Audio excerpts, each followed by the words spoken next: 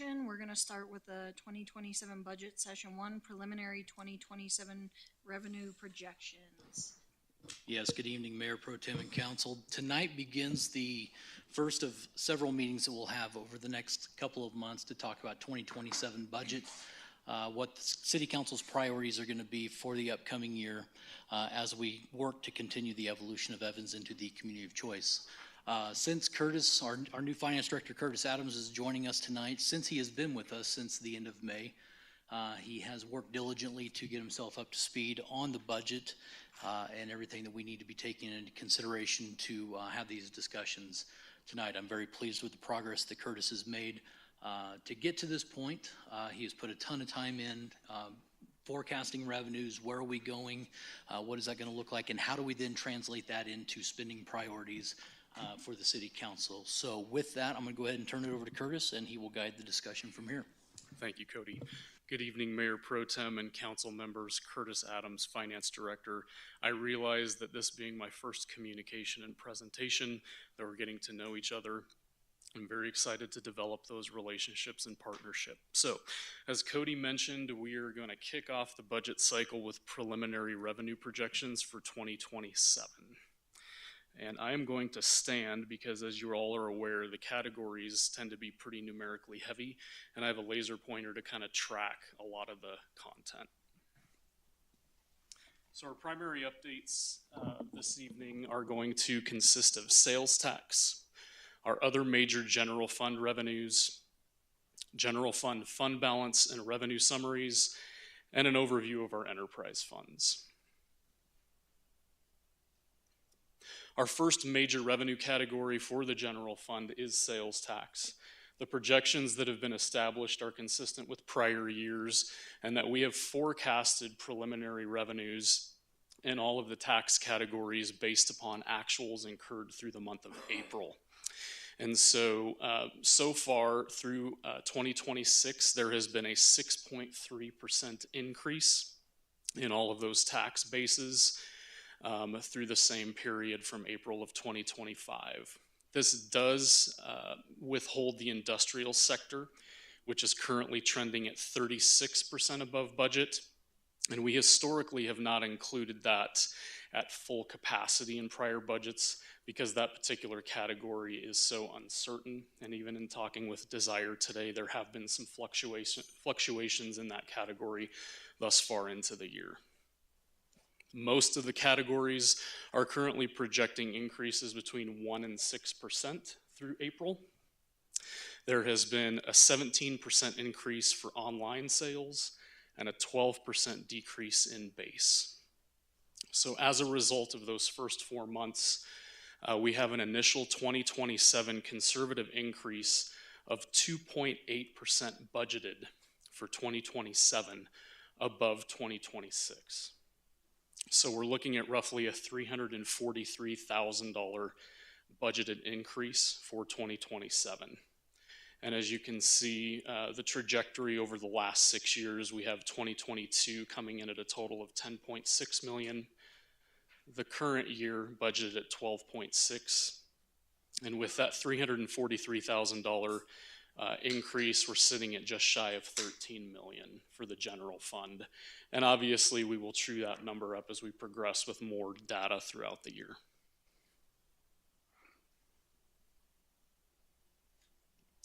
So this is very content heavy, but I'm going to streamline it for you. So the first column are the sales tax categories. We have a 2026 general fund budget total of just shy of 12 million. Citywide, it's 18.4. However, what's projected to come in with 4 months of data is 12,600,000, which is a 6.3% increase. And the citywide total projection is just shy of 20 million, or an 8% increase for current year. And then the final column is our confirmation of what we just discussed, the initial budget coming in at 12.9 million with a 2.8% conservative increase, and a citywide total of 20,600,000, or a 3.5% increase. And Desire does a fantastic job at updating those reports and carefully monitoring those tax categories throughout the year, and we will true that up as time progresses.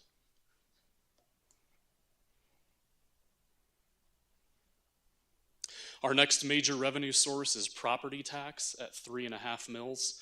I simply put together a 10-year bar chart indicating what those totals have come in according to the net assessed property valuation as released by Weld County every year. And so the main takeaway for this slide is that the 10-year property tax average for the city is right at $862,000. And the preliminary information that has come in from Weld County is that we can anticipate roughly a 2% decrease in the total net assessed valuation for the city moving into 2027. So that 2% decrease at our mill rate equates to roughly a $19,000 decrease moving into 2027. So the takeaway is current year budget is $950,000, and that will move, we're anticipating, down to $931,000 in 2027. And those preliminary values are typically released by Weld County in August, and so we'll be able to confirm that that is indeed the case.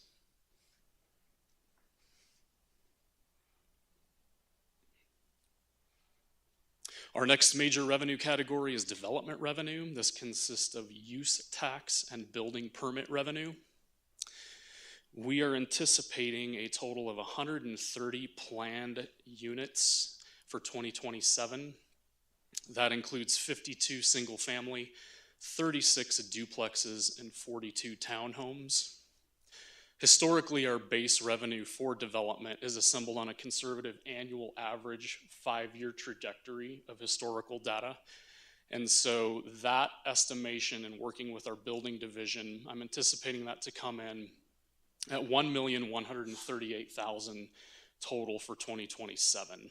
That is a slight reduction, and again, that's contingent upon the total of planned dwellings for the upcoming year. The current year budget is set at 1.3, so I'm anticipating that to have a slight decrease to 1.1.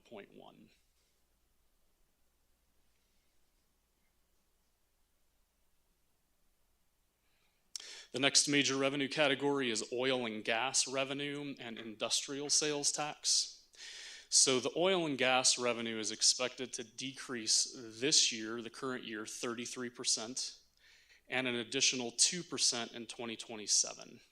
And so what I'm anticipating is that with 709,000 estimated as the projection for the current year, that's to stay relatively flat for 2027 at 698,000. So what these bar charts are indicating is that from the orange to the light blue, those three categories consist of severance tax, federal mineral lease, and oil and gas royalties, and those three categories combined account for the total oil and gas revenue in our GL classification in the general ledger. So you're looking at those three combined are my estimation of $698,000 for 2027. And then as we discuss the industrial sales tax, which is the dark blue, you can see the fluctuation. So I'm showing, based upon the initial sales tax graph that was slide 2, of the 2.6 million, 1.7 million of that is the projected industrial sales tax moving into 2027. And the difference is the 698 for the oil and gas. The final component to note in my conversations with Cody is that our intention with the oil and gas revenue is to set it aside, 100% of it, to the general fund reserve for 2027.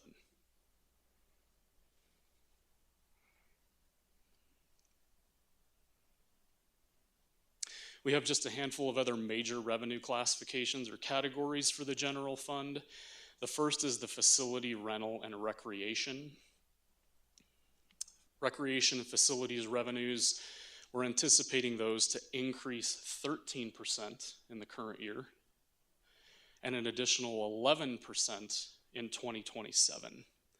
And the reason is because we reincorporated facilities and rental costs in the current year for weddings and large events. So the recreation, rental, and facility income accounts for, or part of the larger revenue classification or category charges for services. So those are part of that grouping. And combined, I'm expecting those to generate $417,000 in the general fund for 27 compared to the 376 in the current year. And then the final grouping is our court and police fees. And obviously with all of the amazing work that Chief and the PD have been doing, those fines, surcharges, and police fees are expected to increase 95% in the current year, with an additional 46% expected in 27. Those are part of the overall revenue category of fines and forfeitures, and combined, I'm expecting those to generate $902,000 for next year compared to $651,000 in 26 for the current year. This is largely attributed to the 45% increase in citation issuance and the subsequent court document processing. And preliminary figures from Chief are that the Avis traffic camera fines are to generate an additional $400,000 for 27 as a new revenue source. And that is a very conservative projection. We're anticipating it to be more than that, but the intent in the assembly of all this is to be as conservative as possible.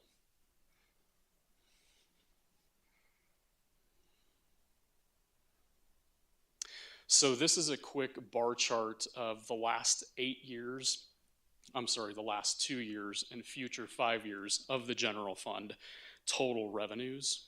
And so you can see with the second version of the budget for 2026, we're anticipating revenues to come in at $19.5 million for the current year.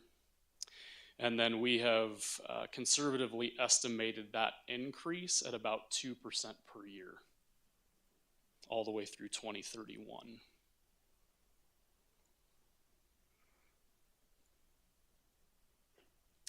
This is simply a general fund 5-year baseline summary that you're used to seeing for the general fund. And so it essentially outlines a simplified income statement, if you will, for the general fund. So now what we're including is beginning fund balance, estimated revenues and expenditures, what the net result of that is, and anticipated ending fund balance through 2031.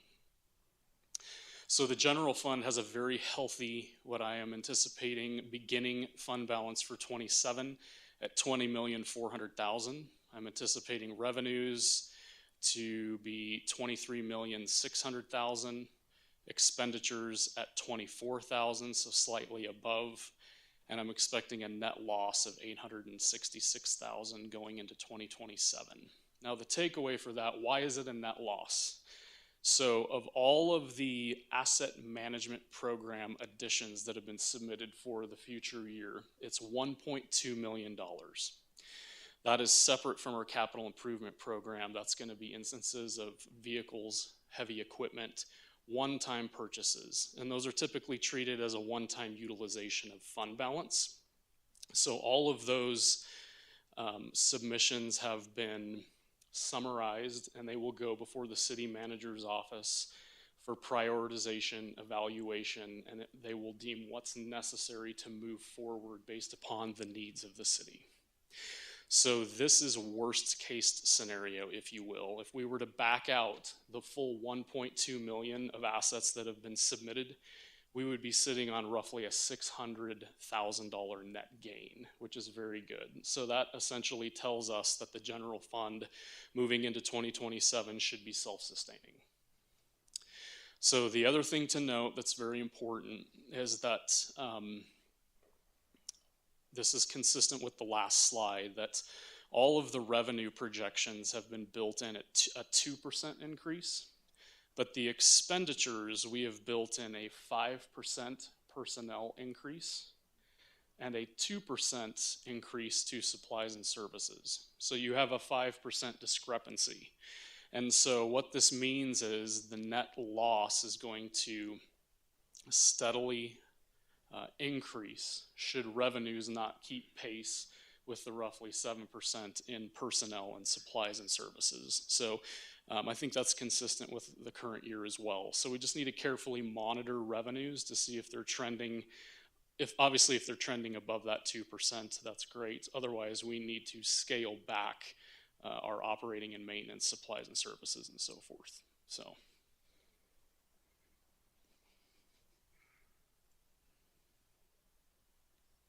Now we'll move to our enterprise funds. We have 9 slides remaining.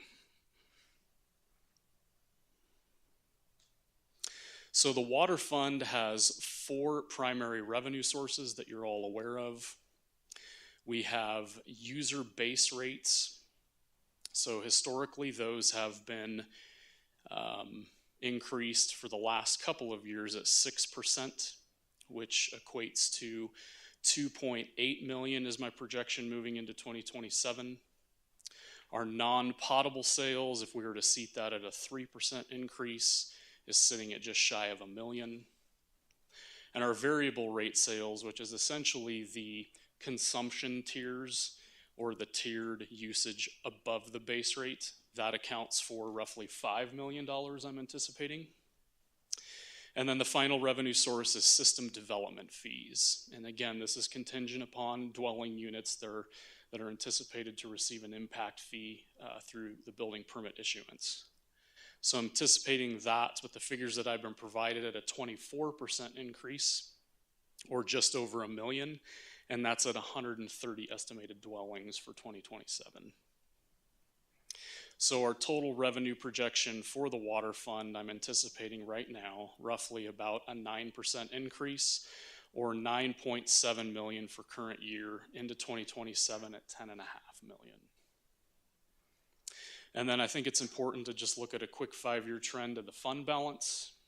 So the unrestricted fund balance of the water fund, you can see the steady increase through 25. And then this typically either increases or decreases based upon the need for capital improvement or infrastructure enhancements or improvements, water acquisition, water rights, things of that nature. So we will get into the capital later on in August, but I'm anticipating that to decrease by about $3 million with the capital needs that have been submitted. And then it will be the council's discretion on what moves forward from a capital infrastructure standpoint.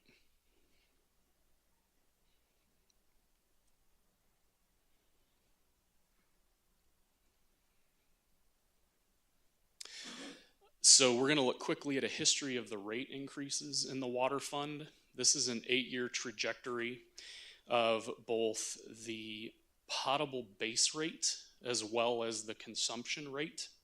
So you can see the base rate in 2020 was at $20.25, and that has slowly escalated up to the current rate is $26.12.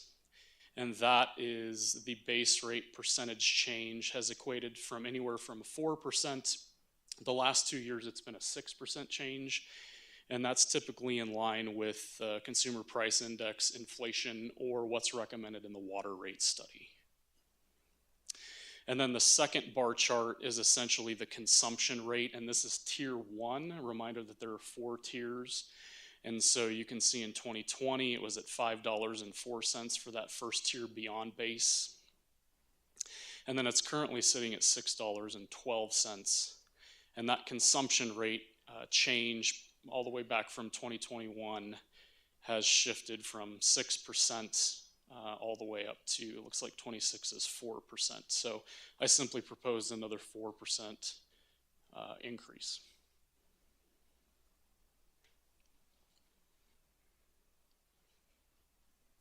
The last slide for the water fund is just identifying at a high level what some of the future needs and anticipated changes are for the fund. And so the first is the diversification of future water resources with the discontinuance of NISP, the Northern Integrated Supply Project. And so in partnering with Ty and Shantanu, what we've determined is that the NISP obligation had been $1.2 million annually, and what we're anticipating to do with those funds is to earmark $500,000 of that for water resource acquisition in 2027, and the remainder would be dedicated to supplies and services, the reserve, and the Greeley rate cap increase needs.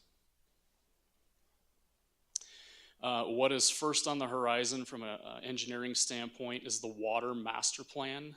That will be launching late 2026 for operational and capital improvement planning, both for potable and our non-potable systems. And then I thought I would highlight just a few of the key capital improvement projects that have been suggested to either start or carry forward from the current year. And we'll go into more depth and detail as to some of those capital needs in the next presentation. But for right now, just to start thinking about, we have essentially two carryover capital improvement projects. The first is the Highway 85 water line replacement from 37th to 39th Street, totaling $1.6 million. And the Ridge Pond pump station construction for $1 million. 600,000 of the Ridge Pond pump station. 600,000 of that was budgeted for in version 2 of 2026, or the current year. That entire amount is slated to be carried over into 2027 with an additional 400,000 added to it. And then the primary new capital improvement project for 27 is the Neville's Crossing pump station and pond, coming in at $1 million.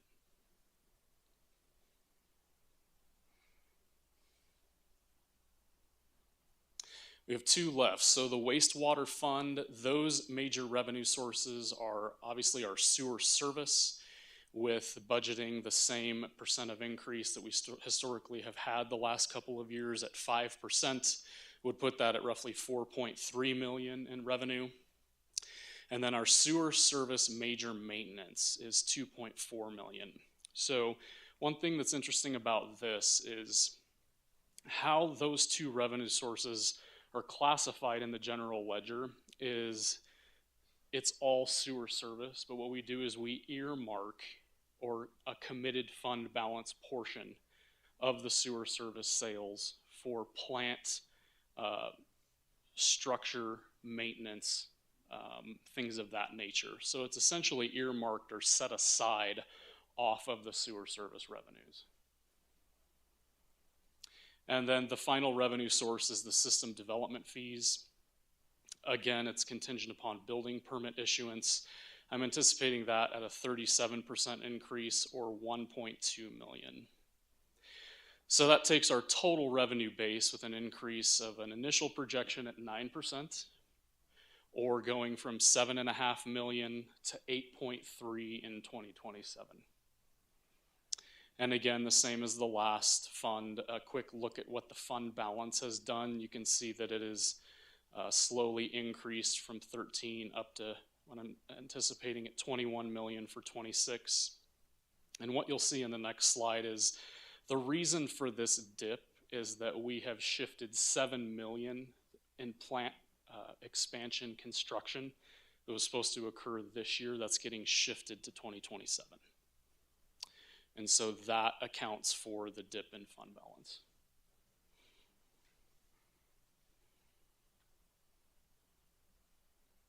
Here's a quick history of the rate increases. You can see that the base rate was $42 in 2020.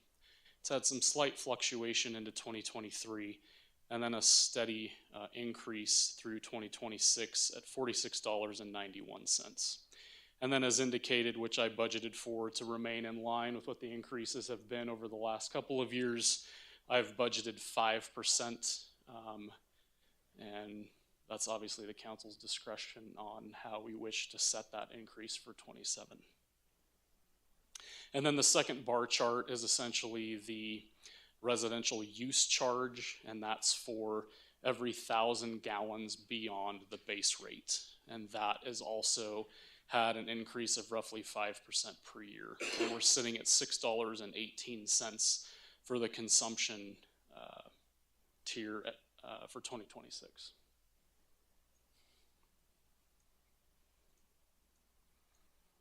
And the last slide for wastewater is future needs and anticipated changes. So obviously, the major item with this particular fund is the timing and funds availability for plant expansion. And so for the current year, just like I spoke to earlier, we're finalizing the design of the treatment plant with the current budget revision of 2026 at 7.4 million. Of the 7.4 that's been budgeted for the current year, we're anticipating spending 300 of that this year only on engineering, planning, and design. And next year, what's been proposed is that 7 million of that will carry forward for construction, and then we'll add an additional $1 million for engineering.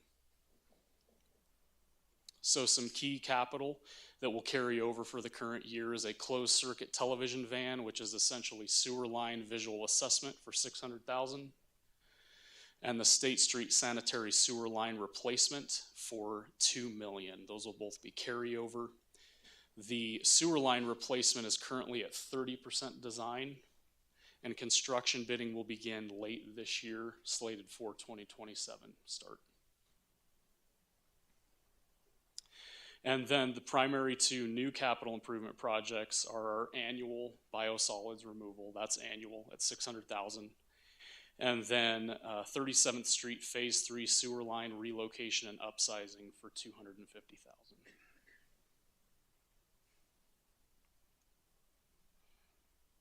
And our final fund for the evening is our stormwater fund. Its revenue sources are the standard storm drainage service, which is fixed at the same historical trend of budgeting a 5% increase, would set that revenue source at 1.9 million for 27. And our system development fees would incur a 22% increase at the 130 dwellings for a total of 70,000. And then we have a permit fee at a 43% increase to receive roughly 30,000. I'm anticipating a total revenue increase in the stormwater fund of roughly 5%, which is 1.9 for the current year, anticipating just over 2 million for 2027. And here is a quick trajectory of that fund balance, which is hovering right at $1 million. And so obviously being a smaller fund, smaller reserve, we have a lot more limited capacity on what type of infrastructure improvements we can do in the stormwater fund.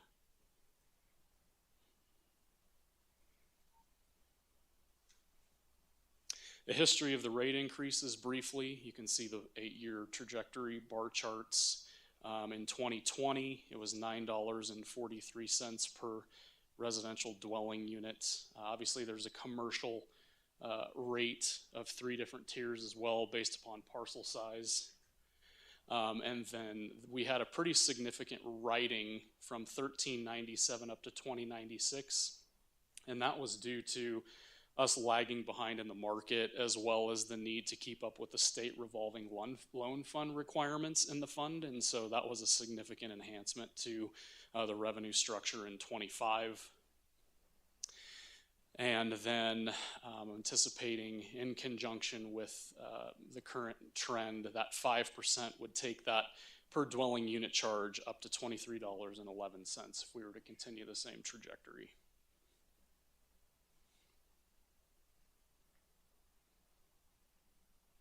The future needs and anticipated changes of the stormwater fund, and a conversation with Shantanu. Engineering priorities moving into 2027 are to launch an asset management software for tracking of infrastructure condition, planning, and financial projections. And a couple of the key capital improvement projects, one of the main carryovers is going to be the 23rd Avenue drainage outfall project. With construction rolling over at $3.2 million. And just as a reminder to the council, this was originally funded via, as I mentioned, the state revolving loan fund of $8.6 million that was issued in 2021. And 3 key new capital improvement projects moving into the next year is our annual curb and gutter inlet and outlet rehabilitation of $150,000. Stormline jetting and pond cleanout of $100,000, and our stormwater master plan update of $150,000.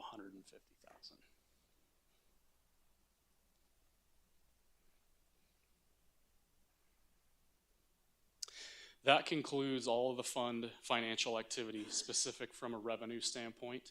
So I just wanted to remind the council of the schedule that we will adhere to throughout the rest of the year before budget adoption.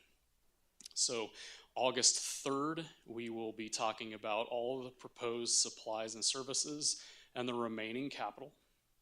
August 18th will be a comp and class study, and I will partner with HR in that presentation. September 1st will be an overview of our enterprise funds. September 15th will be an overall budget assembly and summarization. October 6th will be the first reading of the 2027 budget approval, and then final adoption will be the second reading on October 20th. That concludes our revenue, and I'd be happy to answer any questions. Before I cease, a lot of our finance folks are here this morning, and I want to give them great credit. They are an absolute joy and privilege to work with on a daily basis. They're professional, timely, and accurate, and it has been a wonderful time for me in the last 7 weeks to partner with them. Everything that was just discussed is not me. It's a testament to their hard work, and I want to give them proper credit. And the final thing is that all of the supplies and services that were assembled by all of the internal departments were submitted timely and with accuracy. And so your city departments are operating as efficiently as possible, and I want to give them the same equal credit for all of their efforts. So thank you very much. Thank you. Councilmember Delaney. Yes, sorry. So can you go back to before we started doing the individual funds and keep going back. There was a question I had about one of the graphs. That graph right there. Yep. Do we know what caused the massive drop in revenue from 25 to 26? I would need to, I'm happy to send you an email. I don't have that historical knowledge off the cuff. Okay. But my anticipation is that they were excess revenues received over budget for some reason. And so with the conservative estimate in 2026 at 19 million, that's more in line with what I'm seeing as far as incurred trajectory or projections. So what I can do, Councilman Delaney, is send you an email, and I can give you more detail on what some of that history comprised those increases. Okay, thank you. And then, Yes, sir. Typically we don't treat oil revenue until we actually physically have it in our hands are we still doing that? I'm not sure if I understand the question, sir. So, like, we anticipate that we're going to get oil revenue, but we never know how much it is. Like, it's Sure. wildly, Absolutely. And so I Yeah. think historically we've basically said it doesn't exist until it actually is in our hands because we don't know how to adequately anticipate what we're going to actually Absolutely. get. So are we still doing that? So what I did is I followed my predecessor's planning, and I assembled a 5-year average, Right. to account for not just the current or prior year, but to assemble because the fluctuation is so great. Okay. And so I am happy to treat it according to your wishes if we would like to decrease it, but I simply applied a 5-year average for the projection. Okay. But and it kind of probably doesn't matter. That is all going to the reserves. That's exactly right. So, Yep. It's okay. been earmarked to the 35% reserve internal policy that we've created. Okay. Yep. Yeah, we certainly do not want to rely on a source with that much volatility. Exactly. Yeah. When we're making our revenue projections. So that's Yeah. why I'm looking at sending it all to the general fund reserve at this point. That makes sense. I feel like it fair, though, to populate it with a very conservative level instead of 0. But again, it's been earmarked for the reserve, as Cody mentioned. Okay. Thanks for the presentation. That's all I have. Thank you. Councilmember Neal had some questions or comments. Yes, this PowerPoint wasn't included in the packet. I'd like to get a hard copy of it. Yes, sir. Absolutely.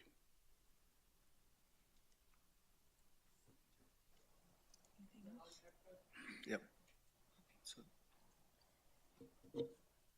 Councilmember Crabtree. What a great presentation. Thank you so much. And thanks to your team for putting such a wonderful presentation and history together, as well as the other departments for collaborating. Our year-over-year growth is pretty low, which concerns me a lot in your forecast. But I am happy to see that there are some sales taxes that are increasing. What are we doing to capture and to ensure that we're capturing 100% of the online sales? Because I know we've had problems in the past with zip codes and whatnot. Right. I would like to defer to Desire. Desire manages specifically our sales tax, and she might be able to provide a more detailed Perfect. response. Thank you. So I recently went to the state and did update our map so that it is current with all of our subdivisions. That was one of the problems that I did find. So that what that system does is allows vendors to go in and search an address, and when they populate that address, it shows them a list of all the taxing authorities on that property. The other thing is I am working hard with SUTS. I don't know if you're familiar with that, but it is the Colorado program that was created for businesses to submit multiple jurisdiction sales tax returns in one submission. So I've been working hard with them to make sure that we're capturing as many businesses as we can through that. The other component of that is there is a lot of heartaches for those businesses. So I try to manage it both through SUTS and individually by contacting those businesses. But as you've seen, I don't know if we don't have it up, but our online sales have increased significantly, and so those two components have helped increase that. We'll see that some of our base has decreased, and that is because of the transition between moving some of those businesses to an online seller who were reporting to us directly previously, who are now using the SUTS system. So it's more of a classification on some of those. Yeah, I did notice that, and thank you for your clarification. I did notice that the online sellers were outpacing our food tax, which was impressive. It still doesn't mean that we shouldn't get more retailers in as we grow our municipality, but it's nice to see that we're capturing all that. That could be lost. Absolutely. Which I'm very happy about. Thank you so much. You're welcome. The water side and I still have 2 minutes. So the water fund is interesting to digest, seeing that the non-potable is only 3%, but the base is at 6%. And then the variable at 2%, I'm glad that we're capturing the variable now, but I would like to address the non-pot side in the future. I think that there's some modifications that we can do that I'd like to have a further discussion on, as well as Parks and Rec generating $417,000 versus I hope that in the future that we could budget somehow an expansion to capture more of that revenue, maybe a better gym or something along those lines. But those are a couple of areas that I can see that we could potentially better and shore up additional tax revenue without a whole lot of expenditures. So I really enjoyed the presentation. Thank you very much. And again, outstanding job for the finance team and the rest of the crew that assisted your team. These numbers are very important to me, and I take them to heart. So Thank you. Thank you very much for your presentation and your time. You, Councilmember Johnson? Two of my questions were addressed, because one was definitely online sales, because I know year after year, the base has there's always been an increase in those. So it was interesting to see the difference for 2026, but that was answered, so I appreciate that. Also the water component that was mentioned. But the last thing was the Parks and Recs also. I know that we're doing system changes, right? Let me just state, I know for Parks and Recs, if someone were to rent like a gazebo at the park, for example, it was like the charge was $50, but you didn't have a way of including like a time frame. If you were to rent it, it was for the entire day.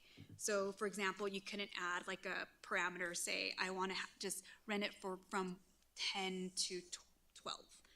And it's $50 for those 2 hours, or whatever fee is assessed based off that. But it was the entire day. So if I used it for 1 hour, it was rented. So others weren't able to utilize it. So that's one of the things I noticed previously that could have changed, but I know it had been mentioned previously that there was some updates that were gonna be added, but I'm not sure if that's still in the works, or there's some talks into that, because I think that would also help with that as well, to maybe generate some revenue, but not only that, allow the community to also rent spaces for, different timeframes versus someone renting it for the whole day when it's not really in use.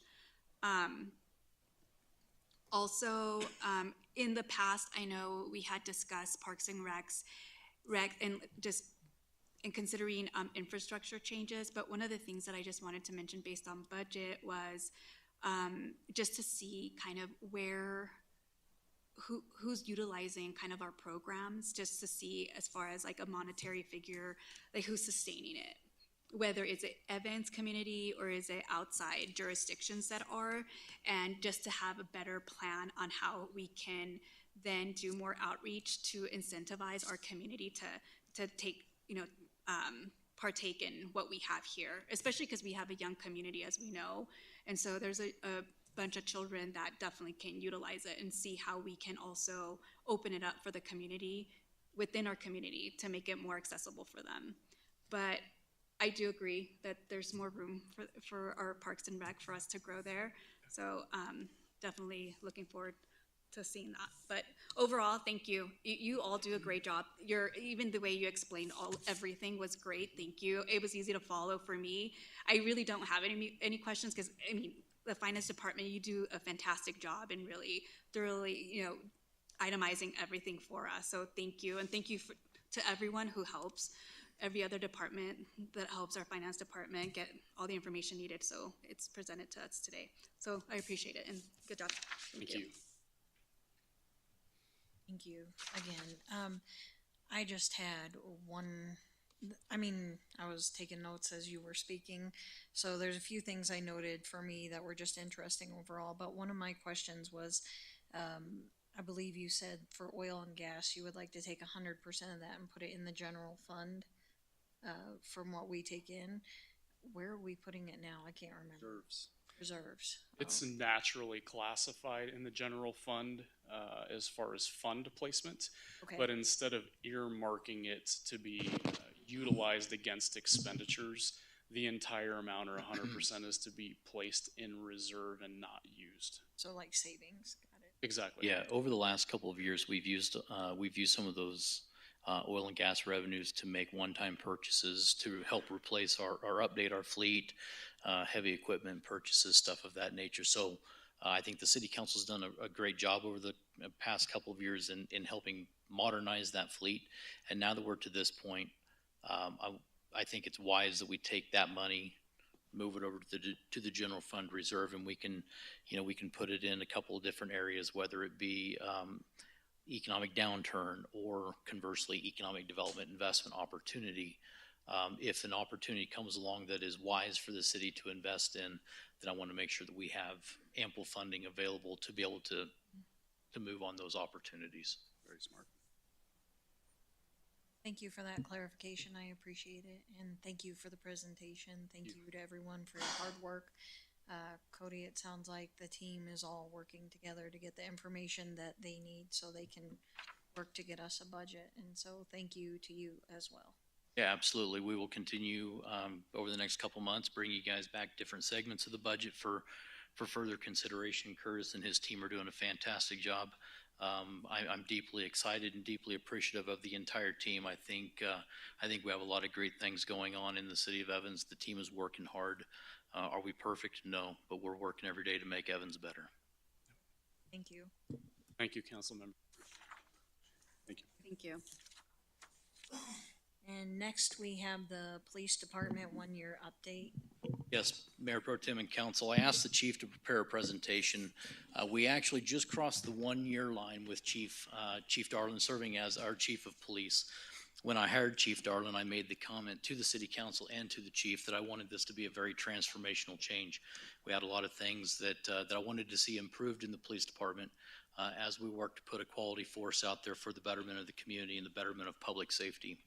I think Chief Darlin has done a fantastic job stepping up and taking on that challenge. As you'll see in the coming slides, I am very excited with his performance with the state of our police department and also the meaningful changes that he has made to really help continue the evolution of Evans and keep moving our community forward. So with that, I'll go ahead and turn it over to the chief. Once he gets his presentation up, he'll take it from there.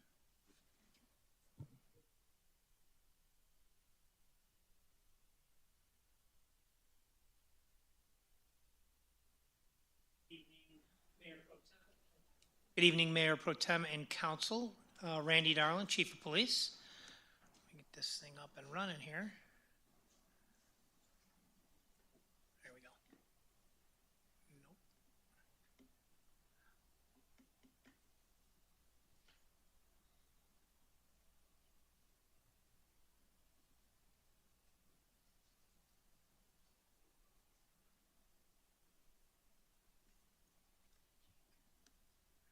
All right. Sorry about that.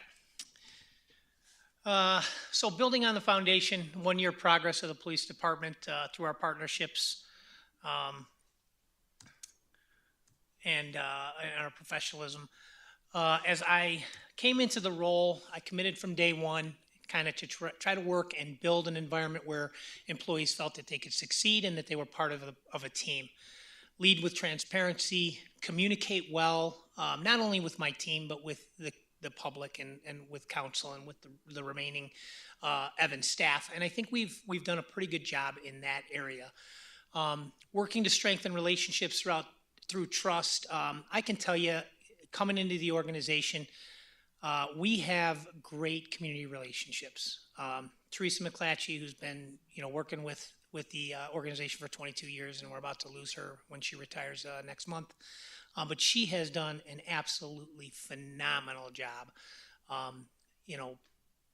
building the relationships with the community, building the relationships with our individuals and residents in need, building the community relationships with our seniors and our businesses. She's done a phenomenal job.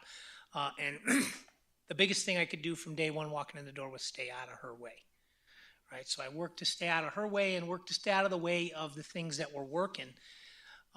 And foster that professional accountability and kind of really position the department for the future.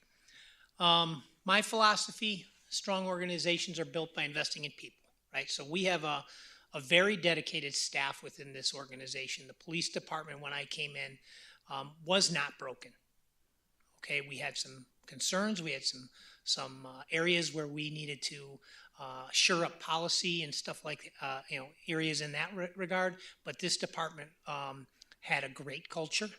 Our personnel are dedicated professionals who care about our residents and care about our community. And when I worked through that, I focused on just trying to understand what our mission was, understand our employees, and really empower them to do the work that they've been hired to do within our community.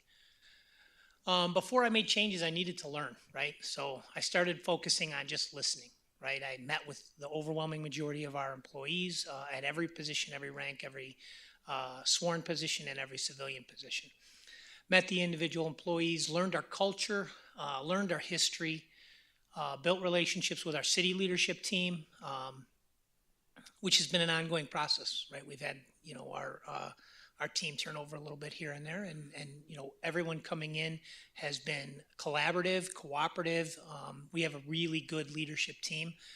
It's been a pleasure to work with this team.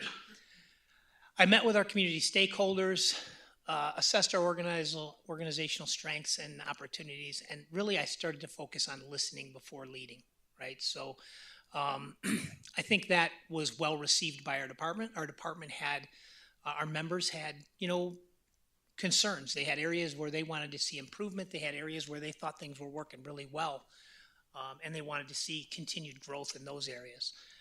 So the focus was listening.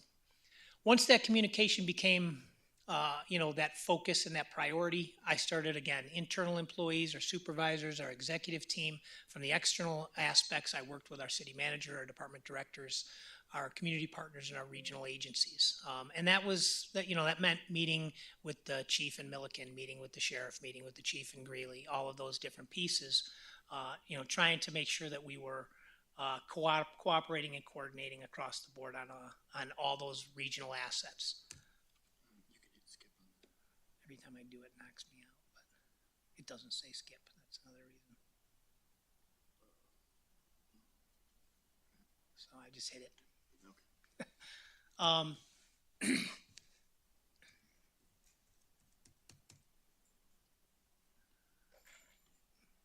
right, so I started to build a shared vision within our organization, within our leadership team.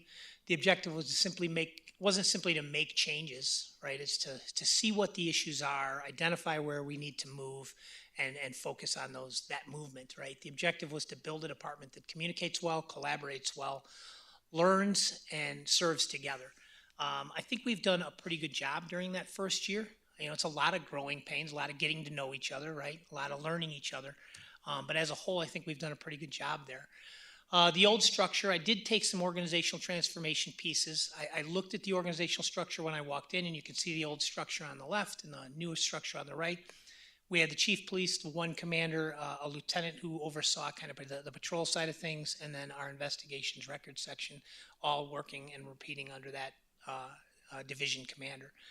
Under the new reorganization, I had the operations commander, the administrative commander, and each one has their section of the department reporting directly to them and then directly up to me. This is actually the organizational structure that was already in place by policy. It just wasn't necessarily in place by practice. As I reviewed our policies and I saw this organizational structure, it made sense to me. It gave our internal operations an opportunity to grow, opportunity for internal growth within the organization, which I felt was very important. And I moved back towards this in practice as well as policy. Building that leadership team, the leadership development became a priority with the retirement of Chief Brandt and the moving on of our command staff at the same time. I felt it was really necessary to build that leadership within the organization. I focused on trying to stay inside the organization to give opportunity to the team that has been here for a long period of time, had a lot of institutional knowledge. So we reorganized into those two divisions. I identified two commanders through a competitive process. We had 4 applicants for those 2 command positions.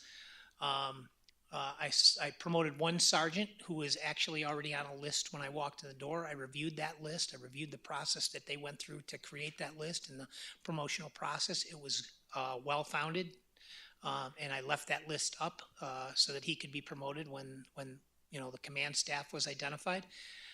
We've identified one detective, which we did internally within the organization, one new school resource officer, and one community relations officer who was a civilian position that will now be back into a sworn position upon Teresa's retirement.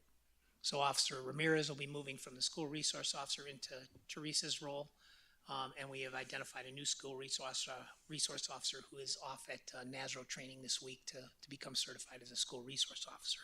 So a lot of movement within the organization, and all of it internal. We stayed inside the organization. We didn't go outside and hire anybody from the outside to give as much opportunity internally to the organization as we could.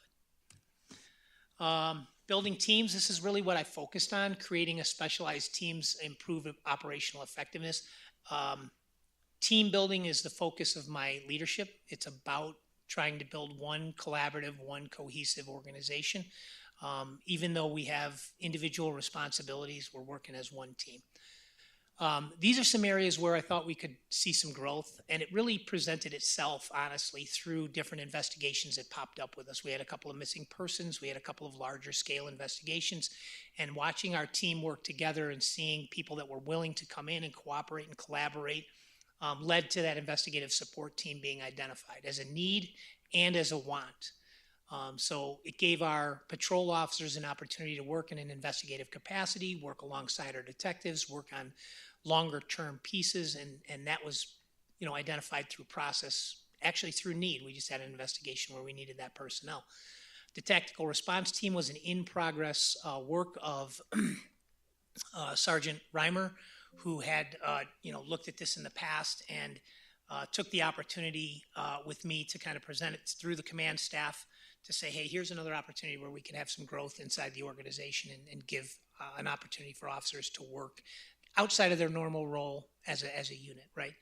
The wellness team, which was in place, we just made sure that it had the support that it was necessary, and the peer support team, which was also in place, but making sure that they had the necessary resources and just strengthening the pieces that are necessary for them to carry out their day-to-day responsibilities within the organization.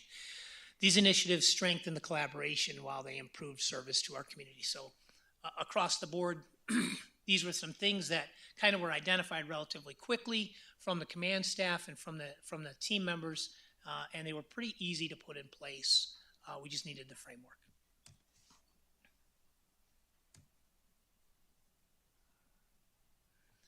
Lost it there. All right, so investing in our people. Currently, we went on a hiring spree, so to speak, right? So we had a couple of hiring sessions. You can see what we've done in the last calendar year. 38 sworn officers is our staffing level. We have 3 overhires. We have hired 1 sworn overhire. We are completely staffed as far as our 38 sworn police officers, and we have 1 sworn overhire, 10 professional staff, 1 civilian vacancy, which we're actually interviewing for this week.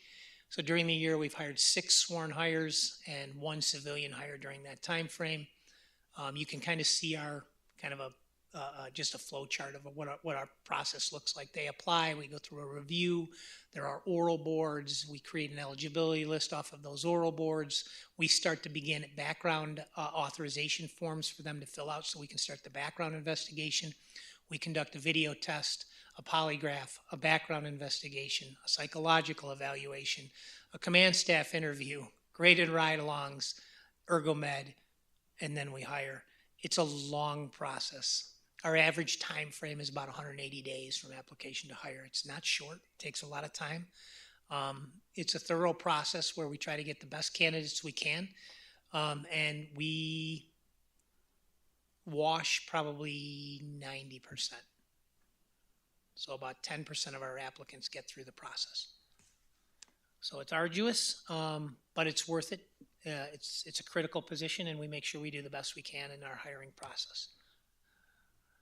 Professional development, we put a lot into training this year. Training became one of our defining priorities. We have 80 outside training courses so far this year, monthly department training days, 8 instructor certification courses throughout the year, 2 executive leadership programs that our command staff went through after they were identified, and 1 supervisor leadership program that 1 sergeant who's been promoted is in the process of going through. It's 3 separate sessions over the summer. So he's been to 1 of the 3 sessions. He has 2 remaining through, I want to say, September.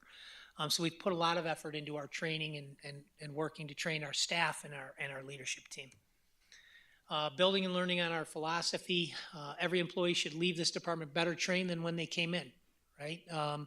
They need their focus areas. So, we need to train our detectives specifically for detective. Our SWAT officers train routinely. They train with outside agencies. They train regularly.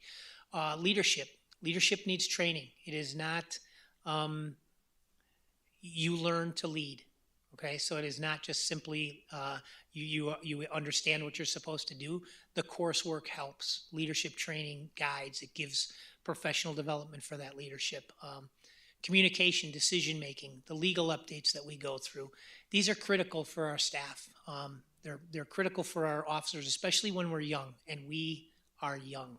Patrol, a couple years on in patrol, and you're a hardened veteran. All right, so critical. Our officer safety protocols and our officer training, that's what keeps our officers safe on the street, right? So, and professionalism, it's always a concern with police departments across the country. How do we treat our community? How do we treat our residents, right? We have body worn camera audits. We can work through our process with our officers to make sure that they're treating the community well. When we have use of force, we do an audit of use of force, and we can see how the officers are utilizing force, whether it's within our parameters or not. And we have opportunity to train, mentor, and coach when we see things that aren't going the way we want them to go. Building that culture, right? That communication, that respect, trust. The professional expectations, accountability, teamwork, and our shared ownership in what we're doing. And I think that this has been honestly one of the easier parts of the process in here. We had a good culture within the organization. We haven't had to shift the culture. All we've had to do is expand that opportunity for them to really feel like they're part of a team and part of an organization that cares about them and that cares about their professional development. And that's really where we've focused our efforts.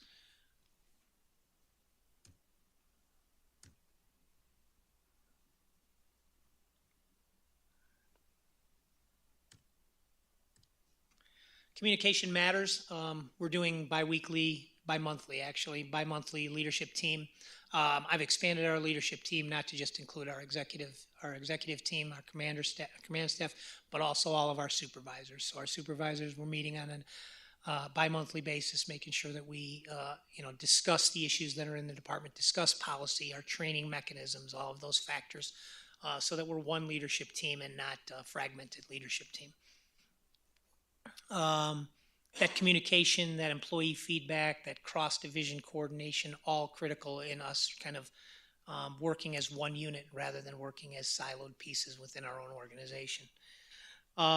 Working as one with the city, that collaboration and support across our major city initiatives, just working with our city leadership team, the engineers, our public works department, community development, our contractors, the legal, finance, all of it. It's been a great team to work with. The leadership team here is all on the same page, and it's been refreshing from a law enforcement perspective to have a leadership team that is all on the same page and we're all working together, kind of the same goals for the organization. It's not always the case in city government. Supporting Evan's future, 3 major infrastructure products. I think the police department's tried to of course we've been involved in the police department. That one's easy, right? But the other functions, the Evans Junction, 37th Street reconstruction, those programs and those projects, while the police don't have a direct involvement, but supporting every way we can, making sure we're out there with the public safety aspect of those pieces are critical. And, being supportive to the team where the needs are has been a piece of what we've been doing. And you can see the collaboration and the project terminations being successful, again, due to the leadership team within the organization. This has been a big piece of what we've been doing over the last 6 months or so, is modernizing our public safety strategies, the technology investments. You see Avis coming on board. You'll see an Avis agent, ordinance tonight. Fusus, the contract with Axon that you guys approved just a few weeks ago. Those modernization of those contracts, kind of the pulling together of one contract instead of 6. That crime analytic piece that Fusus provides for us. These investments improve officer safety, efficiency, and transparency. And there's more pieces to this puzzle as we can progress through, our process. This has been kind of a big project, and it will be a big project as we progress, right? Avis is just getting off the ground. Axon was just signed. We are going to start implementing these technologies. So we have quite a ways to go. They're not short term. They'll probably take another 6 months to 8 months to get everything implemented and active and actually functioning. So our community engagement, we did a lot of community engagement. As you know, our community outreach is stellar and the people we have working with it. But what you see with our community outreach is that our officers come in and they're part of this program, right? So our teen academy, multiple officers come in and work that teen academy, and we had 2 teen academies over the summer. You can see our polar plunge events, right? We've got officers, we've got city staff.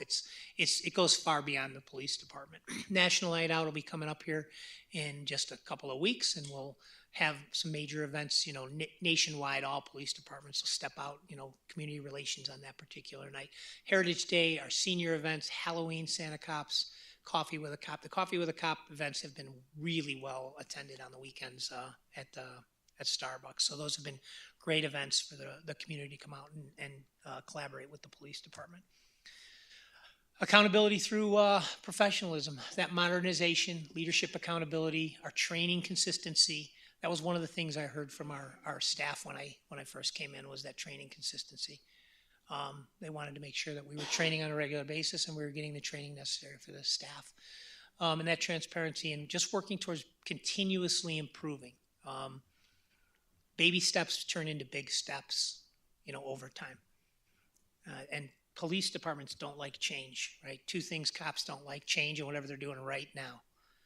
So we want to keep them moving. We want to keep them changing. We want to keep them seeing the technology advancements. Some of the challenges we've faced, have we gotten every objective done? Nope, we have not, for sure. We've focused on our primary challenges: reliable data analytics. Our RMS system is just, it's a good system. It's just very difficult to get data out of. It collects data great, but it does not release that data very easily.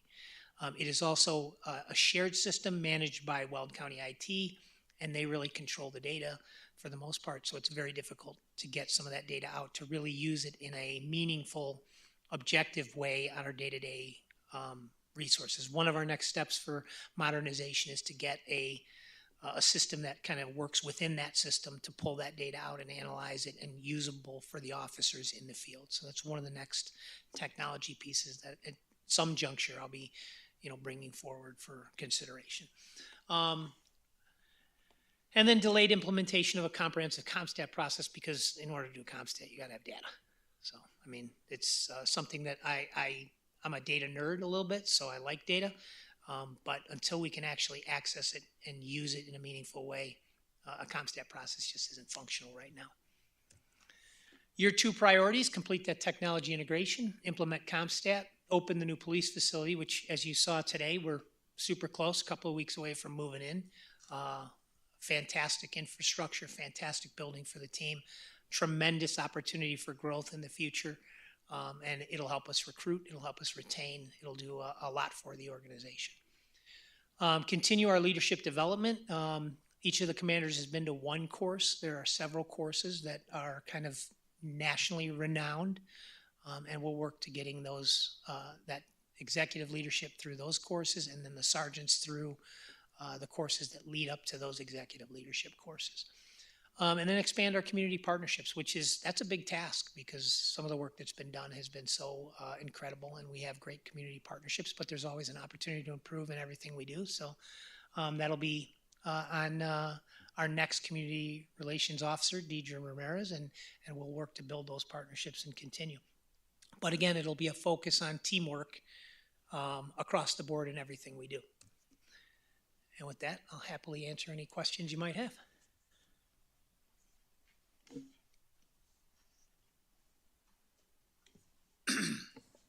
No questions or comments?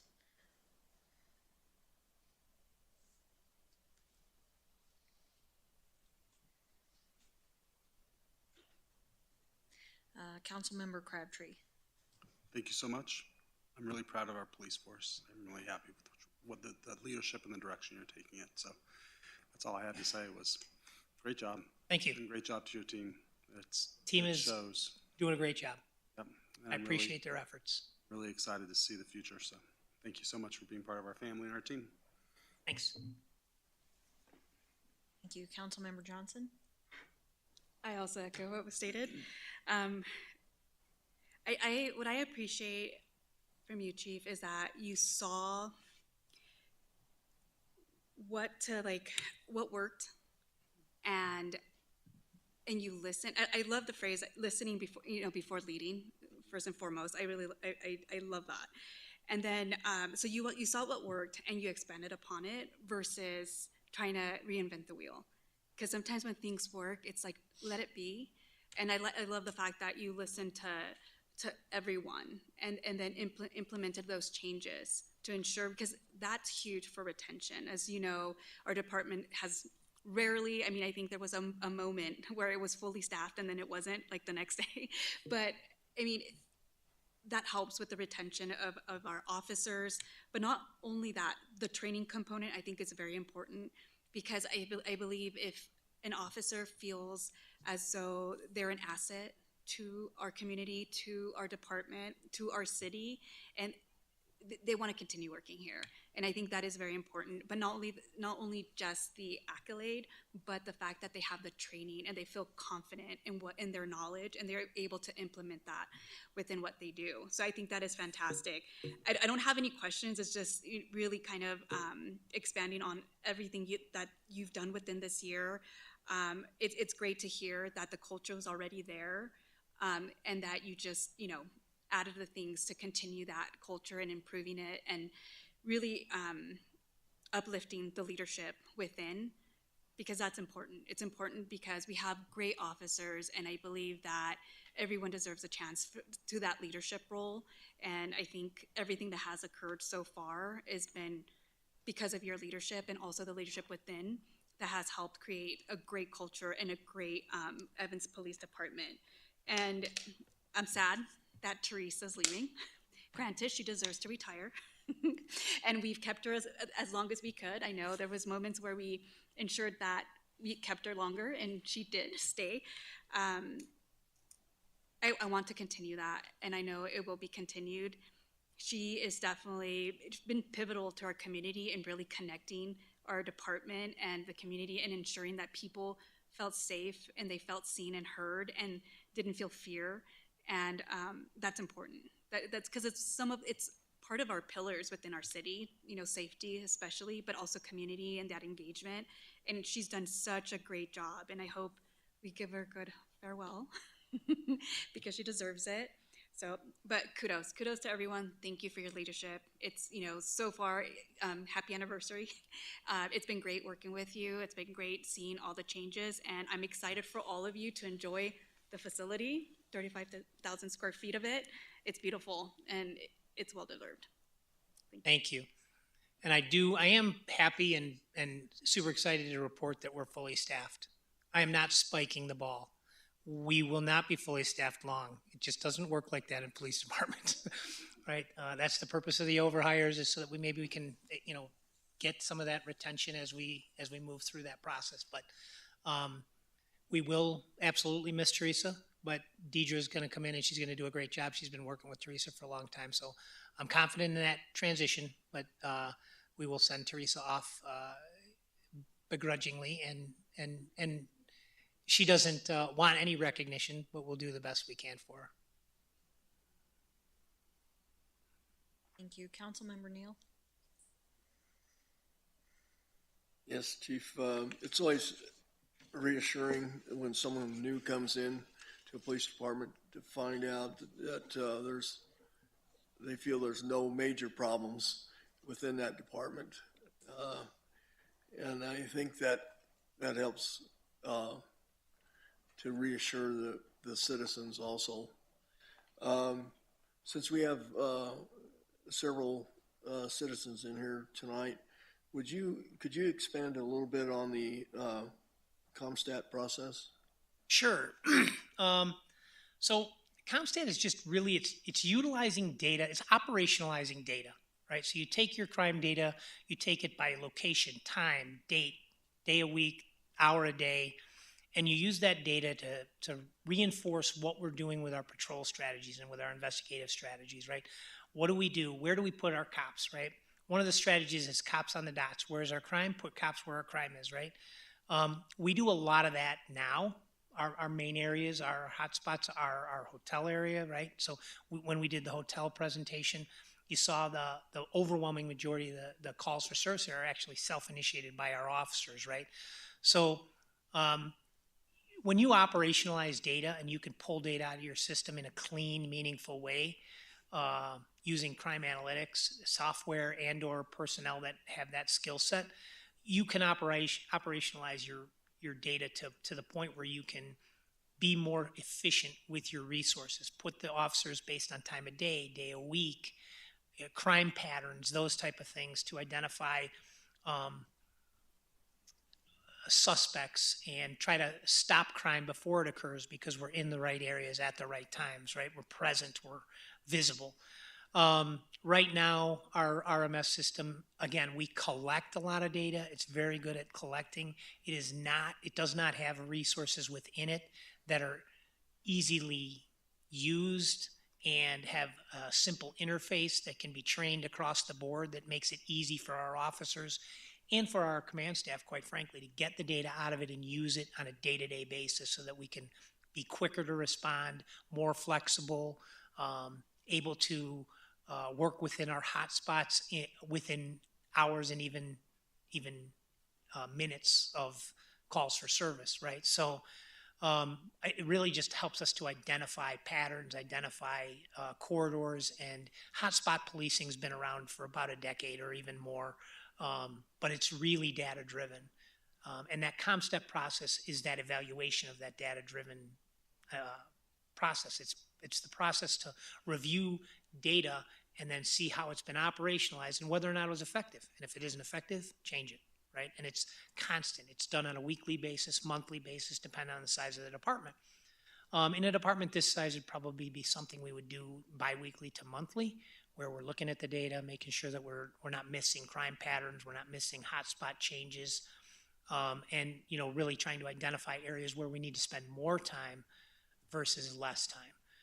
So it is a process that I look to get to, but we're going to need some data analytics software in order to do that. It's on the agenda for.